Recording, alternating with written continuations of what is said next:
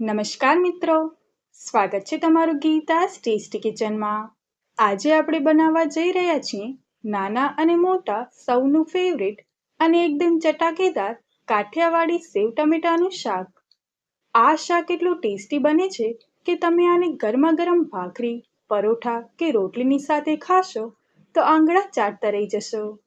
તો ચાલો ફટાફટથી બનાવવાનું શરૂ કરીએ। સેવ ટમેટાનું શાક બનાવવા માટે મેં અહીંયા 500 ગ્રામ જેટલા એકદમ તાજા ટમેટા લીધા છે।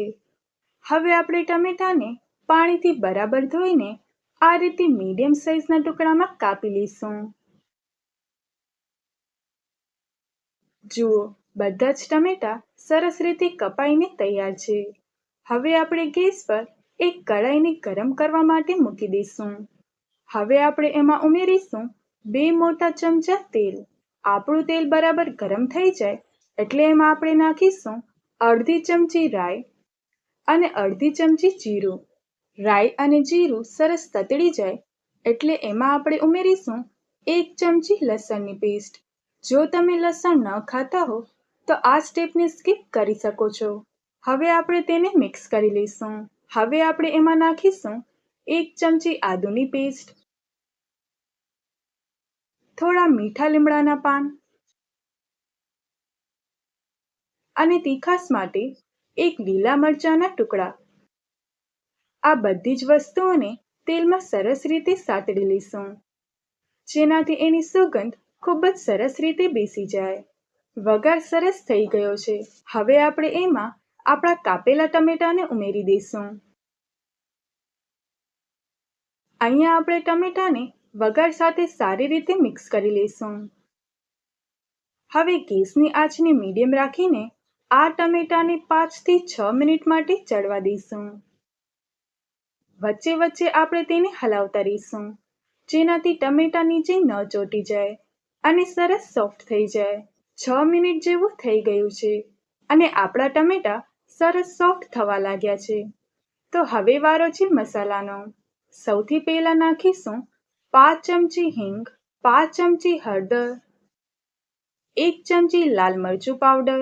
તમે તમારા સ્વાદ મુજબ વધુ કે ઓછું નાખી શકો છો। 1 મોટી ચમચી ધાણા જીરું પાવડર અને અડધી ચમચી મીઠું। તમે તમારા સ્વાદ મુજબ વધુ કે ઓછું નાખી શકો છો। બધા જ મસાલાને ટમેટા સાથે સરસ રીતે મિક્સ કરી લઈશું।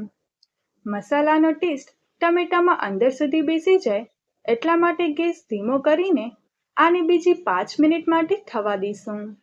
આપણા મસાલા સરસ થઈ ગયા છે અને તેલ પણ છૂટું પડી ગયું છે। હવે આમાં રસો કરવા માટે આપણે 1 કપ પાણી ઉમેરીશું। હવે આપણે તેને મિક્સ કરી લઈશું। સેવ ટમેટાનું શાક થોડું ખાટું મીઠું જ સારું લાગે છે, એટલે આપણે તેમાં ઉમેરીશું 50 ગ્રામ જેટલો ગોળ। અહીંયા તમે ગોળની જગ્યાએ ખાંડ પણ વાપરી શકો છો। અહીંયા ગળ પણ તમે તમારા સ્વાદ મુજબ વધુ કે ઓછી રાખી શકો છો। હવે આપણે તેને બરાબર મિક્સ કરી લઈશું। આપણો ગોળ ઓગળે ત્યાં સુધી 2 મિનિટ માટે આપણે આ ગ્રેવીને ઉકળવા દઈશું। જો આપણી ગ્રેવી સરસ ઉકળી ગઈ છે, હવે છેલ્લે આપણે તેમાં ઉમેરીશું અડધો કપ સેવ અને તેને હળવે હાથે મિક્સ કરી લઈશું।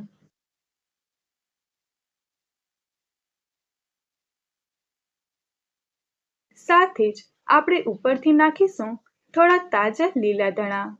બસ, હવે આપણે ગેસને બંધ કરી દઈશું। તો તૈયાર છે આપણું ગરમા ગરમ ટેસ્ટી કાઠિયાવાડી સેવ ટમેટાનું શાક। હવે આપણે તેને એક સર્વિંગ બાઉલમાં કાઢી લઈએ।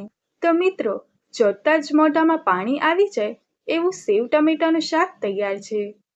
તમે પણ ઘરે આ રીતે ચોક્કસથી બનાવજો અને મને કોમેન્ટમાં જણાવજો કે તમારું શાક કેવું બન્યું।